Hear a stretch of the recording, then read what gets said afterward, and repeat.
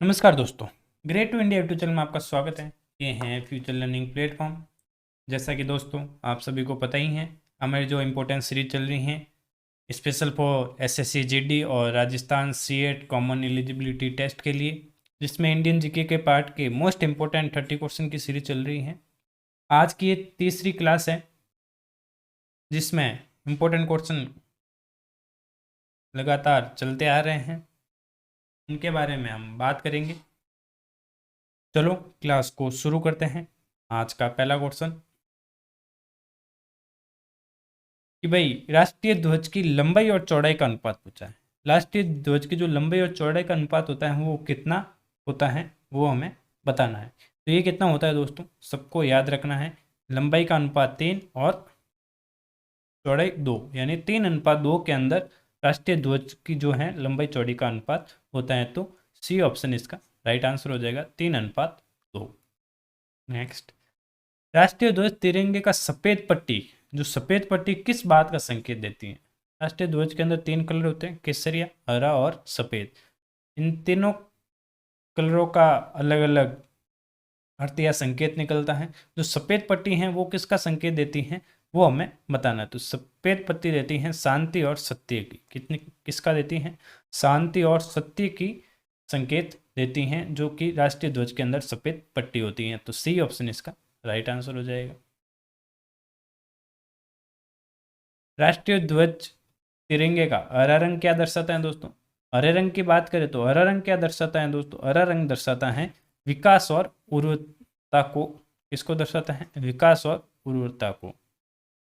तो C B option इसका right answer हो जाएगा।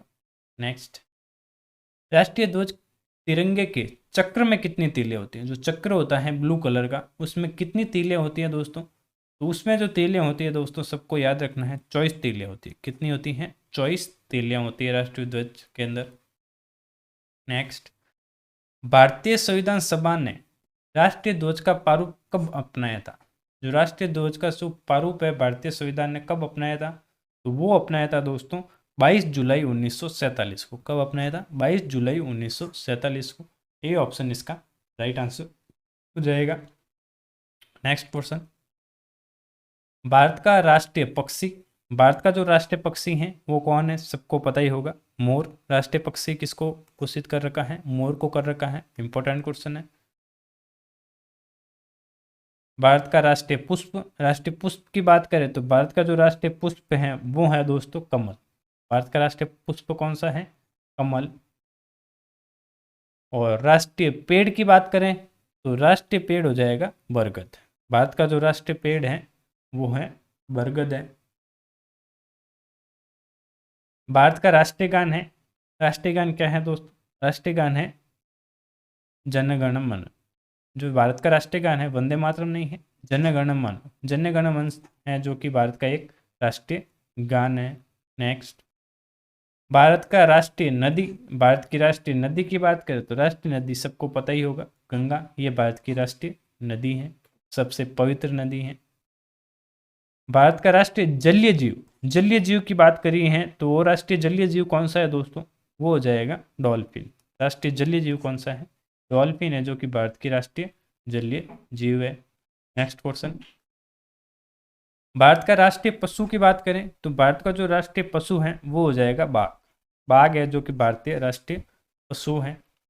नेक्स्ट, भारत का राष्ट्रीय गीत, भारत का राष्ट्रीय गीत की बात करें तो राष्ट्रीय गीत हो जाएगा वंदे मातरम। भारत का जो राष्ट्रीय गीत है वंदे मातरम। नेक्स्ट, भारत के राष्ट्रीय फल की बात करें तो राष्ट्रीय फल कौन सा हो जाएगा दोस्तों? राष्ट्रीय फल हो जाएगा आम। भारत का राष्ट्रीय फल आम हो जाएगा। नेक्स्ट, राष्ट्रीय खेल की बात करें अगर तो राष्ट्रीय खेल कौन सा है भारत का? तो हॉकी। सबको पता ही होगा, हॉकी है जो कि भारत का राष्ट्रीय खेल है। नेक्स्ट, भारत में सबसे अधिक कहाँ पर सौर ऊर्जा उत्पादन होती है? सौर ऊर्जा सबसे ज़्यादा कहाँ उत्पन्न होती है दोस्तों? ये होती है दोस्तों राजस्थान के अंदर। सौर ऊर्जा सबसे ज़्यादा कहाँ होती है? राजस्थान के अंदर। नेक्स्ट, भारत में पवन ऊर्जा का सबसे उत्पादक राज्य कौन सा है? पवन ऊर्जा का सबसे उत्पादक राज्य है तमिलनाडु। कौन सा है राज्य? तमिलनाडु है जो कि पवन ऊर्जा का सबसे उत्पादक राज्य है। नेक्स्ट, भारत में स्थापित कुल ऊर्जा का क्षमता का कितना प्रतिशत पवन ऊर्जा से प्राप्त होता है? जो टोटल ऊर्जा प्राप्त होती है उसका कितना प्रतिशत है जो कि पवन ऊर्जा से प्राप्त होती हैं, उसके बारे में बताना है। तो इसका जो प्रतिशत है वो 6% है, जो कि पवन ऊर्जा से हमें ऊर्जा प्राप्त होती हैं भारत के अंदर। नेक्स्ट, भारत में पवन ऊर्जा का विकास कब से प्रारंभ हुआ था? पवन ऊर्जा का विकास प्रारंभ हुआ था दोस्तों कब से? 1990 से। कब से हुआ था? 1990 से। नेक्स्ट, भारत में परमाणु ऊर्जा विनियामक बोर्ड कब स्थापित किया गया था? परमाणु ऊर्जा विनियामक बोर्ड कब स्थापित किया गया था? ये स्थापित किया गया था 15 नवंबर 1983 को। कब किया गया था? 15 नवंबर 1983 को। इंपॉर्टेंट क्वेश्चन है। नेक्स्ट, परमाणु ऊर्जा नियामक बोर्ड, जो परमाणु ऊर्जा का नियामक बोर्ड है उसका मुख्यालय कहाँ है दोस्तों? परमाणु ऊर्जा नियामक बोर्ड का मुख्यालय है दोस्तों मुंबई के अंदर। कहाँ पर है? मुंबई के अंदर। नेक्स्ट, भारतीय सिनेमा के जनक हैं, सिनेमा के जनक कौन थे दोस्तों? भारतीय सिनेमा का जनक है दादा साहेब फाल्के। दादा साहेब फाल्के हैं जो कि भारतीय सिनेमा के जनक थे। नेक्स्ट, भारत में डॉक व्यवस्था शुरू करने का वाला ब्रिटिश गवर्नर जनरल था। डॉक व्यवस्था को जो शुरू करने वाला जो ब्रिटिश गवर्नर जनरल था वो कौन था दोस्तों? वो था लॉर्ड डलहौजी। कौन था? लॉर्ड डलहौजी। नेक्स्ट, भारत में शिक्षा है एक, शिक्षा क्या है दोस्तों? भारत में शिक्षा है एक मूलभूत अधिकार। क्या है? मूलभूत अधिकार है शिक्षा भारत के अंदर। भारत में तीसरे राष्ट्रपति कौन थे जिनका अपना कार्यकाल में निधन हो गया? कार्यकाल में निधन होने वाले भारत के राष्ट्रपति कौन थे, या तीसरे राष्ट्रपति की बात करें तो वो कौन थे दोस्तों?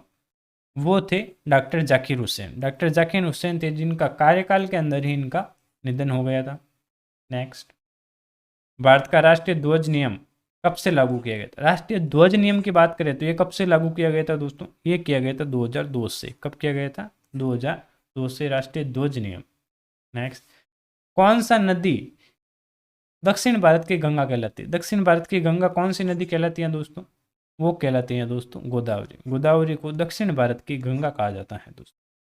नेक्स्ट, प्रतिवर्ष भारत का बृहत्तम पशु मेला लगता है। बृहत्तम यानी सबसे बड़ा पशु मेला कहाँ पर लगता है दोस्तों?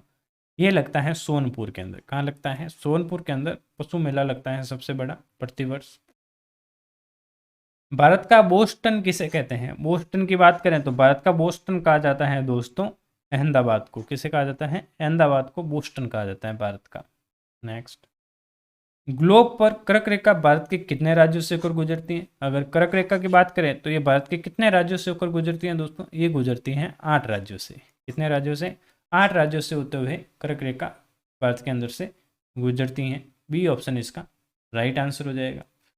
आज के 30 क्वेश्चन मोस्ट इंपॉर्टेंट यहीं समाप्त होते हैं दोस्तों। आशा करता हूँ कि आपको ये क्लास बहुत ही अच्छी लगी होगी और आपको इसे ज़्यादा से ज़्यादा शेयर करना है और चैनल को सब्सक्राइब करना है। Thank you.